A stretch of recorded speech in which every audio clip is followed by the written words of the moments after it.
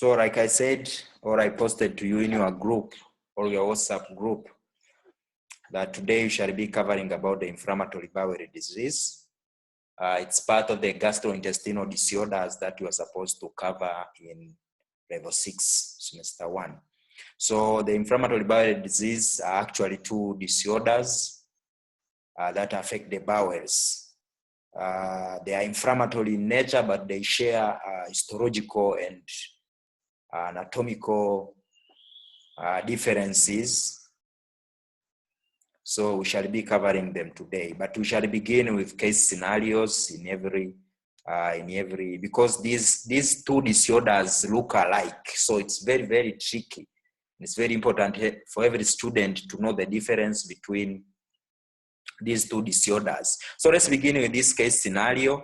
A 45-year-old man came to hospital with a complaint of blood diarrhea for more than 4 days, which is not relieved by medication. Diarrhea is associated with abdominal pain and tenesmus.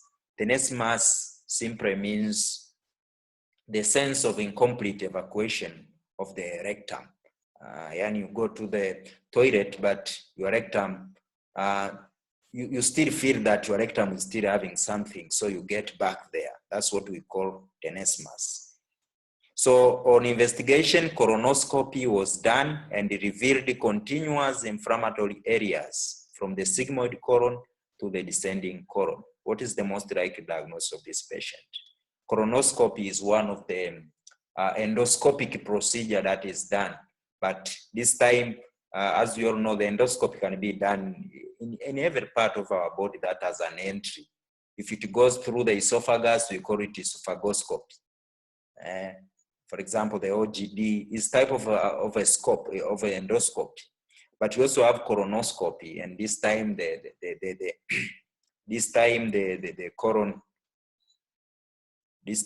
colon goes, I mean the scope goes through the rectum to the colon, because it showed revealed continuous inflammatory areas. So by the end of this session, you might be able to know what is the diagnosis of this patient. We have two case scenarios actually, so you must be able to know what is the most likely diagnosis of this patient. So let's read the second case scenario. The second case scenario is saying a 36-year-old man is investigated for weight loss and abdominal pain. This patient has weight loss and abdominal pain. He has altered bowel habits with occasional diarrhea. So the bowel habits are altered with sometimes getting diarrhea. But on examination, he has aphthous and perianal skin tags. So aphthous are ulcers that are found in they are just oral ulceration within the mouth. But the patient was also having perianal skin tags, and there are some skin lesion around the perianal region.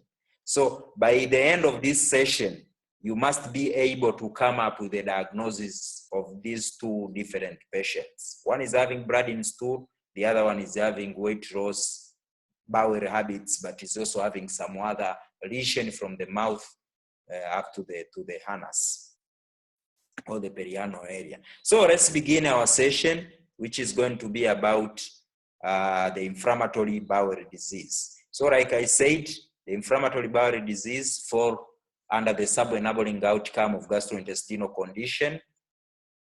And I, Dr. Victor, is going to be your tutor today. So the inflammatory bowel disease is what we shall be covering. So let's begin by introducing the chapter.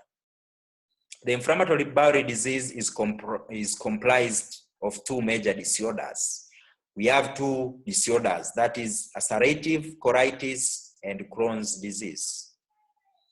So ulcerative colitis, as the name suggests, is the inflammation of the colon. It affects the colon, whereas the Crohn's disease can involve any component of the gastrointestinal tract from the mouth to the perianal area. If you remember from our case scenario, the patient was having oral lesions that we named aphthous up to the perianal area. So the Crohn's disease affects from the mouth to the anus, whatever area, be it in the small intestine, be it in the large intestine. But ulcerative colitis specifically affects the colon. Kwa hiyo these are two inflammatory disorders. So these disorders have somewhat different pathological and clinical characteristics. They are all inflammatory disorders, but they have some distinct features that we shall be covering in this subsequent slide. And they also have a substantial overlap. If you are not keen enough, these features in overlap, it is very easy for them to confuse. So the pathogenesis of all these disorders is poorly understood. There are some sort of theories trying to explain why people get this inflammatory bowel disease. Now, before we begin, let's first try to recap about our level 4 semester 1 anatomy. So the bowel has about 4 layers. Inside the gastrointestinal tract, there is a layer called the mucosa. But after the mucosa, we enter the submucosa. And after the submucosa, we have the muscle layer. The muscle layer is the one that controls peristalsis. The muscle layer is the one that controls peristalsis, because through the contraction and relaxation of the muscle is when we get peristaltic movement. And the outer covering layer of when a bowel is called serosa. So you have these 3 layers. It's very important kuzielewa these 3 layers kwa sababu the disease is going to occur within these 3 layers. So to just amplify, suppose this is the small bowel. The small bowel, as we all know, is having some villi. These villi are the ones that are involved in the absorption of materials. But just below the villi, we have the crypt. This crypt here, we find the glands that produce various mucus that help in the process of progression of the food through the gastrointestinal tract. But the crypt again is also the source. The crypt is the source of these villi, these cells that you see here. Here in the crypt kuna stem cell ambazo zinazalisha hizi seli nyingine ambazo tunaweza tukaziita enterocyte kama tunavyoona hapa kwenye picha. So this anatomy is very important to remember kwa sababu we are going to be coming across it in various slides. Now let's a little bit talk about the pathophysiology. When I want to lecture about the pathophysiology of inflammatory bowel disease, normally I want to use this example. You might have seen people ambao wanaitwa vichaa huko mitaani. Sisi in the medical language tunasema ni wagonjwa wa akili. You know, the wagonjwa wa akili will go to the jarara and pick some food and they will eat. But it's very surprising that these people continue to survive despite the fact kwamba wanaendelea kukula vyakula vichafu. Their hygiene is very poor. So this is very important concept when it comes to the pathophysiology of the inflammatory bowel disease. Kuna kitu kinaitwa hygiene hypothesis. The hygiene hypothesis is trying to say kwamba more especially this disorder is very common in developed countries kwa sababu kule watu wana practice higher level of hygiene. Yani watu preparation ya chakula inakuwa na higher level of hygiene as compared kwa nchi zetu huku za Afrika. The methods that we use katika preparation ya food is not that much hygiene. Kwa hiyo tunaweza tukasema the white people or some civilized population wanaandaa chakula katika mazingira ambayo chakula kinakuwa na higher level of hygiene. Kwa hiyo ni gastrointestinal tract yao iko unaware, haijui bakteria ya aina yoyote. Na hii tunaweza tukailinganisha na wale vichaa wenzetu au wagonjwa wa akili ambao wanakula majararani. Ni kwamba gastrointestinal tract yao iko used, imezoea kupata bakteria mara kwa mara. Kwa hiyo immune system imeshazoea kukutana na bakteria kiasi kwamba inaamua kuwachukulia kwamba bwana hawa ni wenzetu, tuishi nao tu, wawe normal flora wetu kwenye gastrointestinal tract. Now In contrary to these civilized societies ambao wanaandaa chakula katika mazingira masafi, what happens ni kwamba the gastrointestinal tract haipati foreign bacteria. Kwa hiyo in short ni kusema kwamba ninachojaribu kusema ni kwamba katika civilized societies, including even in Tanzania, sio kwamba watu wote wanaandaa chakula katika mazingira machafu, kwa maana natumia neno civilized societies, wanaandaa chakula katika mazingira masafi kiasi kwamba bacteria hawawezi kuingia katika gastrointestinal tract zao. Now this is a problem. Kwa nini? Kwa sababu the immune system of the gastrointestinal tract itabaki, yani immune system itabaki ikiwa ni yani haijui chochote, yani naweza nikasema immune system cells zitakuwa ni washamba, wajui bacteria foreign ni wapi na wale normal flora ni wapi. Now this is a problem kwamba sometimes the immune system itajaribu even kufight its own bacteria kwa sababu haijaweza kujua, haijaweza kulearn. You know, the immune system learns that this is my own and this is not my own. This is self, this is not self. Kwa hiyo the hygiene hypothesis is the one that is trying to explain the pathophysiology of this inflammatory bowel disease. Kwa hiyo the inflammatory bowel disease has both environmental and genetic components. It is thought that inflammatory bowel disease develops because these genetically susceptible individuals mount an abnormal inflammatory response to the environmental triggers such as intestinal bacteria. Kwa hiyo kuna intestinal bacteria pale ndio environmental trigger ambao wata-induce the inflammatory response. Kwa hiyo normally after the inflammatory response, this leads to inflammation of the intestine with the release of the inflammatory mediators such as the tumor necrosis factor and the interleukins 12 and 23, which cause tissue damage. We shall be explaining more when we progress to the next slide. In both diseases, the intestinal wall is infiltrated with acute and chronic inflammatory cells, but there are important differences between the condition, the distribution of regions, and in histological features. Kwa hiyo the inflammatory response inaokaa kwenye bowel yote, lakini kama tulivyoanza kwa kuintroduce kwamba ulcerative colitis ina affect colon, wakati the Crohn's disease inaweza affect any area of the gastrointestinal tract. But all of them, they have the same the pathophysiology behind them. That's why they are called the inflammatory bowel disease. Now, through this diagram, take an example. This is an intestinal bacteria. Huyu ni mtu sasa ambaye yuko ana susceptibility genetically, ameinherit kwamba the lymphoid or the immune system of the gastrointestinal tract yake haiwezi kudifferentiate between the normal flora from the foreign bacteria. But what is going to happen ni nini? What is going to happen ni kwamba even the intestinal bacteria wakiingia, kutakuwa kuna kitu kinaitwa katika immune system yote kuna antigen presenting cell.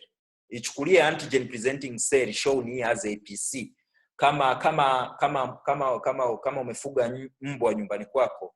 Mbwa nyumbani kwako kazi yake ni wezi wakija yeye anabweka, anakupa taarifa, wewe bwana huku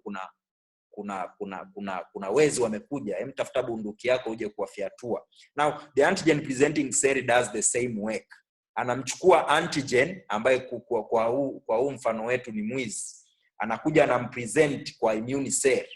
For example, here the cell used here is the tumor necrosis, the T helper cell. The T helper cell is the T lymphocyte ambayo inasaidia kustimulate cell nyingine kwamba wewe huku kuna hatari. Kwa hiyo the T lymphocyte ataletewa na huyu antigen presenting cell kwamba huku kuna foreign bacteria, wa stimulate wale cell wanaohusika.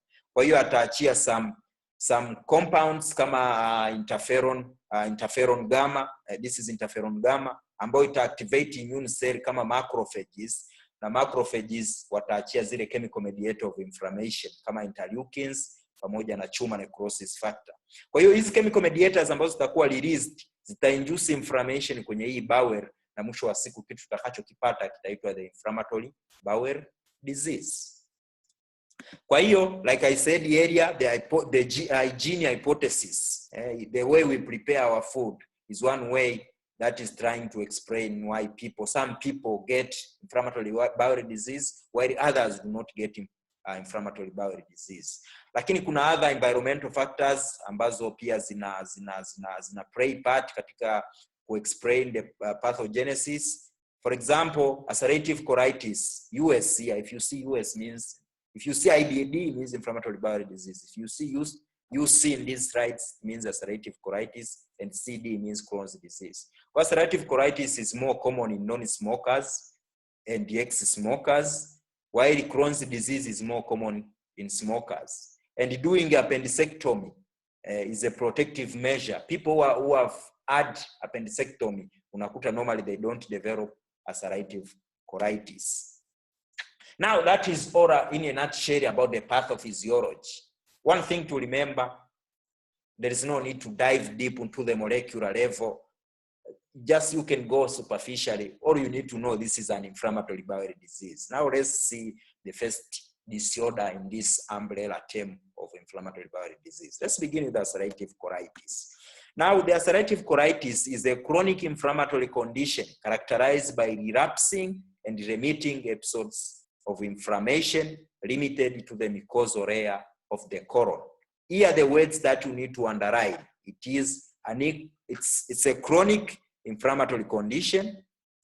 It can relapse and it can remit. When we say relapsing and remitting, we mean what?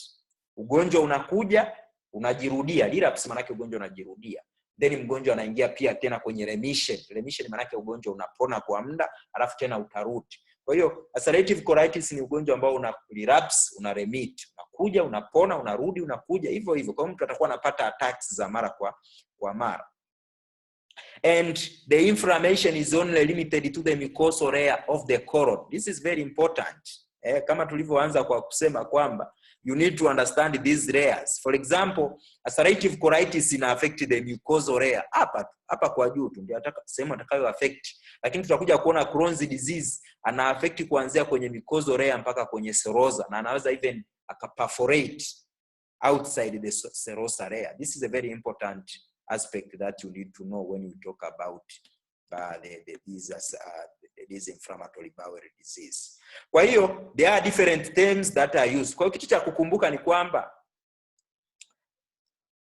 the commonest affected area ni kuanzia kwenye rectum kuja kwenye colon katika ulcerative colitis. Kwa hiyo kuna maneno mbalimbali yanatumika, lakini kabla sijaenda huko kwenye maneno yanayotumika kwenye hizi ulcerative colitis, ni kwamba hii fashion of yani lesions zinaanza, inflammatory process inaanzia kwenye rectum na inaenda mpaka kwenye colon. Tutakuja kuona in the next few slides mpaka sehemu ipi ya colon. Lakini the process goes in a continuous fashion. Yani hakuna kuskip. Inflammation inaenda continuously. Kama ni rectum nzima, utakuta rectum nzima imeshambuliwa. Sio rectum then skip mara umefika kwenye transverse colon, skip mara umekuja kwenye iliosikoja. There is no skipping. It's a continuous process. If you remember, tumeanza kwa kusoma case scenario, ule mgonjwa aliyefanywa colonoscopy. Alifanywa colonoscopy wakakuta kuna continuous lesions. Hii ilikuwa inakujaribu kukushawishi kwamba most likely huyu mgonjwa ana ulcerative colitis. But we also have various terms that are used. Kwa mfano utasikia maneno kama ulcerative proctitis. Proctitis means the rectum is affected. Utasikia maneno kama ulcerative proctosigmoiditis. Hapa manake nini? Proctos means the rectum, sigmoid means the sigmoid colon is involved. Lakini pia utasikia kitu kinaitwa left-sided colitis, na utasikia neno jingine linaitwa extensive colitis. Ni maneno yanajieleza tu, ni just to what level ulcerative colitis ime affect. Cha kukumbusha tu, the process begins in the rectum up to the level of the colon. Simple that, and no more than that.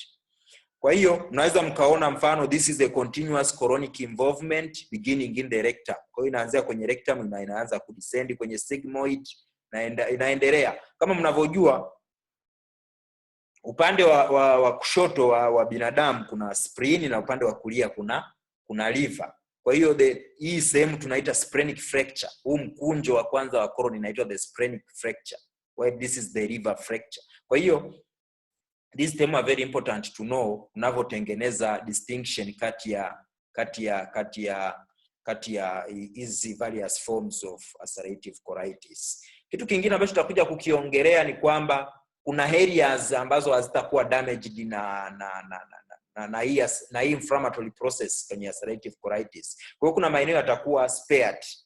Kama unaona hii sehemu imekuwa spared, lakini sasa hii sehemu ambayo haikuwa injured sana, manake ni mucosal layer, huwa ina ability ya kuproliferate, kuzalisha seli mpya. Kwa hiyo kutakuwa kuna regions ambazo zimeatrophy. Hizi sehemu zimeatrophy, zimerika sana, lakini kuna sehemu zile ambazo zitakuwa zimebaki, tutajaribu ku hypertrophy, kujaribu kurudisha ile normal structure. Lakini sasa zikianza ku hypertrophy, kumbuka kuna sehemu ambayo imekuwa damage, kwa hiyo tutatengeneza kitu kinaitwa pseudo polyp. Polyp ni kama any projection from the mucosal surface. Kwa hiyo it's a pseudo polyp kwa sababu it's not a true polyp. Ni zile remnants za cells zinajaribu ku hypertrophy. Kwa this is the other feature ambayo unaweza ukawakuta kwa baadhi ya wagonjwa wenye ulcerative colitis. Kwa hiyo pia kama mnavyoona huu mchoro unajaribu kuonesha asilimia 40 mpaka 50 ni proctitis, ina affect the rectum. Lakini kuna left sided colitis inaanzia kwenye rectum mpaka kwenye fracture, kwenye splenic fracture. Lakini pia kuna extensive colitis ambayo inaweza ikafanya mpaka pancreatitis. Hii extensive imeenda mpaka kwenye transverse colon. We call this a transverse colon. Kwa hiyo huu ugonjwa unaweza ukaendelea mpaka ukawa pancreatitis.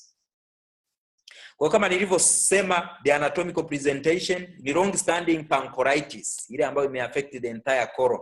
The bowel can become shortened, bowel ita shorten, na kutakuwa kuna pseudo polyps ambazo tumesema ni remnants au residual mucosa ambazo zime hypertrophy, lakini kutakuwa kuna areas of atrophy. Kwa mwisho wa siku kitu kitakachozalishwa ni pseudo polyp.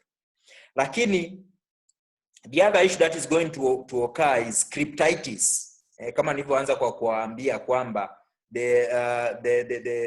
this process can infiltrate the lamina propria and the crypts to cause cryptitis. Kwa hiyo lamina propria pia inaweza ikawa involved. Japo tumesema ulcerative colitis ina affect only the mucosa, lakini inaweza ikaenda mbele ka affect the cryptitis ambayo nimeonyesha kuanzia mwanzo mwa slides. The other thing that is going to be available is pipe stem colon, na hii pipe stem colon tutakuja kuiona kwenye kule mbele. The pipe stem colon labda tu niwaoneshe kwa sasa hapa. Kwenye investigation tutakuja kuiona. Kama mnavyoona, this is what we call a pipe stem colon. Unaweza ukaona kwamba colon imeatrophy. Colon ni sehemu ambayo huyu ni mgonjwa amefanyia barium enema, ameingiziwa barium kupitia kwenye rectum ili afu baadaye akafanywa x-ray. So this is the pipe stem colon. Unaweza ukaona colon imecollapse, ni ndogo, diameter yake ni ndogo. This is because healing by fibrosis, kutatokea healing. Kumbuka tumesema huu ugonjwa una relapse, una remit, unakuja unapona. Kwa hiyo ukipona kutatokea healing with fibrosis. Kwa hiyo ile colon ita collapse katika diameter. Lakini vitu vingine vitakavyokuwa navyo ni abscess au pus kwenye maeneo yale ya crypt ambayo nimewaonesha. Lakini pia kutakuwa kuna loss of goblet cells. The goblet cells are the cells that produce mucus, na zenyewe zitapotea kwa hawa wagonjwa wenye ulcerative colitis. Kwa hiyo the clinical features of ulcerative colitis, wagonjwa watakuwa na diarrhea. Ugonjwa utakuwa na diarrhea, lakini kwa sababu unaleta inflammation, una tear the colon, mgonjwa pia atamanifest with blood. Kwa hiyo kutakuwa na blood diarrhea. Kwa hiyo sio kila mtu anayealisha damu ana dysentery. Ile mnaita amoebic au bacillary dysentery. There are various causes of blood institute. Tutakuja kuona differential diagnosis. Mgonjwa pia atakuwa na colic abdominal pain. Colic abdominal pain is the type of pain ambayo inakuja na kuacha. Lakini colic, the word colic is only used kwa zile organ ambazo zina matundu, zinaitwa hollow organs. Kama unavyoona ureter ni hollow organ, ina tundu ndani. Kwa hiyo mtu akiwa na maumivu labda ana stone kwenye ureter atakuwa anasikia colic abdominal pain kwa sababu kuna kitu kinajaribu kupush ile stone itoke. Kwa maumivu yanakuja na kuacha. Mgonjwa atakuwa na urgency, atakuwa na tenesmus, atakuwa na incontinence. Anaweza akawa anasikia kitu kimebaki au anaenda chooni mara kwa mara kwa sababu anahisi kuna kitu kimebaki. Na wakati mwingine anaweza mpaka akawa anahisi kwamba hapa nisipoenda kujisaidia lazima nijisaidie umo kwenye nguo zangu. Kwa hiyo urgency and incontinence is also the clinical feature. Though kwa baadhi ya wagonjwa ambao wana distal disease, kwa hiyo the disease can be distal proximal. Wenye distal disease wanaweza wakapresent with constipation, na wengine watapresent with Pellets stool. Ukisema Pellets stool tunamaanisha ni kama mavi ya mbuzi. So some people will present with these clinical features. Wagonjwa wengine watakuwa na systemic symptoms, na tukiongelea systemic symptoms manake the entire body is sick. Mgonjwa atakuwa na homa, atakuwa na fatigue, lakini pia anaweza wakawa pia na weight loss. All these are some of the clinical features that this disease is a systemic disease. Kwa hiyo the patient can also have signs of anemia, kwa sababu kama anapata diarrhea ambayo ina blood, obviously kitu ambacho ataenda kupresent nacho is going to be if you have diarrhea, that is utaenda kupata anemia. Some patients are going to present with anemia. But the other issue, if you do digital rectal examination, now for these patients digital rectal examination is mandatory. Kwa hiyo ukifanya digital rectal examination utakuta kwamba wana blood, ile gloved finger uliyofanyia digital utakuta iko stained with the blood. Kwa hiyo mgonjwa normal atapata first attack na itakuwa more severe, na itafuatiwa na relapses pamoja na remissions. Kwa hiyo atapata first attack, itakuwa very severe, atapona, itaingia kwenye relapse, hivyo process itakuwa inajirudia. Kwa hiyo kuna vitu ambavyo vinaweza vikaprovoke kama emotional stress, naweza vikamprovoke mtu ambaye alishapata remission aingie kwenye relapse. Infections, gastroenteritis, labda umepata viral infection kwenye gastrointestinal tract, vyote hivi vita exacerbate mgonjwa kutoka kwenye remission na kupata relapse. Use of non-steroidal anti-inflammatory drugs is also going to induce relapses.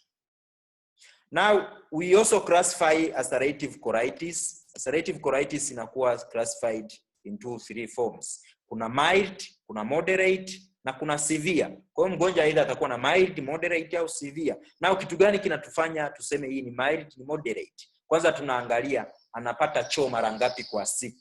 Kama anaalisha zaidi ya mara 4, then hiyo ni moderate disease. Atakuwa na mild anemia ambayo inahitaji blood transfusion. Atakuwa na abdominal pain ambayo sio that much severe. Kwa hiyo mgonjwa tutasema ana moderate disease. Lakini yule mwenye mild ni yule ambaye afikishi, yani anaalisha labda mara 1, mara 2, mara 3, labda mara 4. Hiyo ndio maximum. Na normally hata kuwa na signs zenye systemic, hata onyesha signs zile systemic function ambazo tumesema ni fever, sijui fatigue, weight loss, hata kuwa nazo yule mgonjwa mwenye mild. Na ukifanya ESR utakuta iko within the normal range. This is contrary kwa mgonjwa mwenye moderate, kwa sababu pia ataonesha zile toxicity, systemic manifestation kama fever pamoja na weight loss ambazo tumesema awali. Lakini yule mgonjwa mwenye severe disease utakuta anaalisha zaidi ya mara 6 kwa siku. Greater or equal, atakuwa na severe crampy abdominal pains, atakuwa na systemic zile systemic symptoms atakuwa nazo. Lakini pia ukifanya ESR, the erythrocyte sedimentation rate, utakuta iko elevated kwa wagonjwa wenye severe, na normally wana rapid, wata manifest with rapid weight loss. So that's the difference between this is called a Montreal classification of severity of ulcerative colitis. The acute complications. Kwa hiyo mgonjwa anaweza akapata complication mbalimbali. Mgonjwa anaweza akableed very severely, anaweza akapata even massive hemorrhage. Kumbuka this inflammatory disease ina damage the mucosa, naweza ikafikia hata sehemu ambako kuna blood vessels. Mgonjwa tutakuja kuona atapata toxic megacolon. Now what is a toxic megacolon? Ni kwamba katika toxic megacolon ni kwamba kuna severe fulminant inflammation of the colon, kiasi kwamba katika hii severe form of the disease ni kwamba ugonjwa utaextend mpaka the muscle layers. Kumbuka tumesema ulcerative colitis ina affect the mucosa, Lakini kwenye fulminant colitis au severe form of inflammation, ugonjwa unaweza ukaenda mpaka kwenye muscularis externa kule kwenye muscle. Kwa hiyo ugonjwa hivi utasababisha colon kuwa damaged na colon itavimba, na hii tunaita the toxic megacolon. Tutakuja kuona kwenye x-ray toxic megacolon ikoje. Na sometimes huu ugonjwa unaweza even ukacross, ukavuka ile muscularis externa ukaingia kwenye sorosa, even ukaleta mpaka kitu kinaitwa perforation. So these are some of the complications of ulcerative colitis. Kwa hiyo watu wengine ambao mtapenda kusoma zaidi katika maisha yenu huko mka advance career zenu, you will come to notice kwamba in some if you go in other medical school utakuja kugundua kwamba haya magonjwa inflammatory bowel disease yanafundishwa pia kwenye surgery, kwa sababu complications za hizi disorder ni pamoja na colon kuvimba, toxic megacolon, perforation. Haya ni matatizo ambayo yanaweza, ni complication ambazo zinahitaji kuwa treated surgically. Kwa hiyo hili is x-ray of a toxic megacolon. Unaweza mkaona kwamba colon ime-enlarge, colon iko enlarged, na hii ndio toxic megacolon, na tumeelezea kwa nini inatokea kwenye fulminant colitis pale ambako unakuwa umeinvolve mpaka kwenye muscularis, kwenye ile muscle ambayo tumeanza kwa kuonesha. Kitu kingine ambacho sitataka kupoteza nacho muda sana ni kitu ambacho lazima ukijue kwa moyo mmoja. Mtakuja kuona hata kwenye mtihani wenu siku ambapo corona ikiisha mkaja kufanya mtihani wenu wa NACTE, utakuja kugundua ni maswali ambayo uweze ukayakimbia. Utaulizwa maswali vya mtego. Labda utaulizwa one of the following is the extraintestinal manifestation of ulcerative colitis. Sasa wewe utachanganywa, labda mtu ataamua kuletea scleritis. Sasa wewe kama hujawahi kuisikia. Kwa hiyo the extraintestinal manifestation inamaanisha nini? Kwamba the ulcerative colitis can even damage other organs apart from the intestine. Inaweza ikaenda hata nje. Mfano inaweza ika-affect the musculoskeletal system, mgonjwa akapata polyarthritis, mtakuja kuzisoma hizi, ankylosing spondylitis. Hizi ni arthropathies, ni magonjwa ambayo yana-affect joints au the musculoskeletal system, mifupa, osteoporosis and so forth. Macho yanaweza yakawa damaged kama conjunctivitis, iritis, scleritis. Mgonjwa anaweza akawa na skin, dermatological condition, for example erythema nodosum au pyoderma gangrenosum. Hepatobiliary, the hepatic system, the biliary system na yenyewe inaweza ikawa affected. Mfano unaweza ukapata autoimmune liver disease. Katika gastrointestinal system tutakuja kuzikava liver disease. Mfano autoimmune liver disease inaleta liver disease kama liver cirrhosis, liver failure. Tutakuja kuyasoma.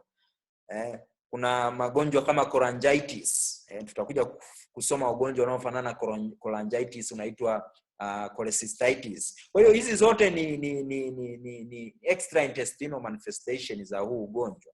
Huu ugonjwa unaweza ukaenda mpaka kwenye hematopoietic, au ka affect even the coagulation system.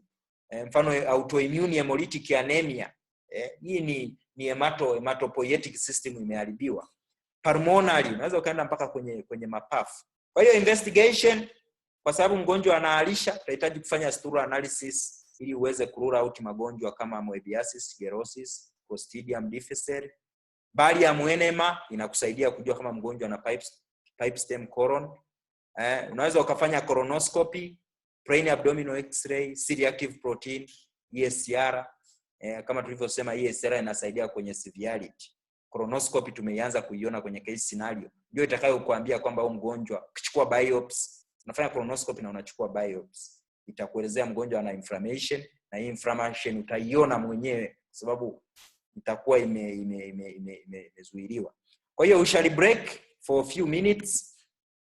Tutabreak kwa dakika kadhaa na tutaendelea sehemu ya pili ya ugonjwa inaitwa, we just break for 2 minutes. Nitawatumia link upya and we proceed with the second part.